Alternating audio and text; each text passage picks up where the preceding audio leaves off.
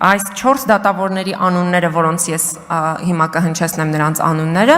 այս դատավորները աշխատանքից ազատվել են ուշադրություն անձնական նամակագրության ժամանակ իշխանություններին քննադատելու եւ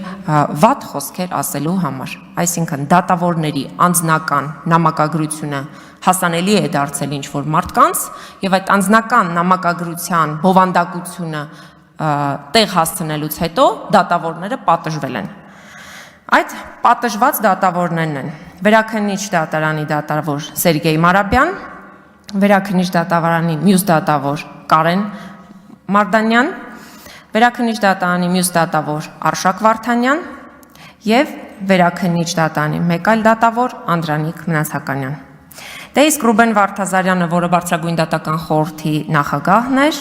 նրա լիազորությունները դադարեցվեցին արդեն նաև որպես դատավորի,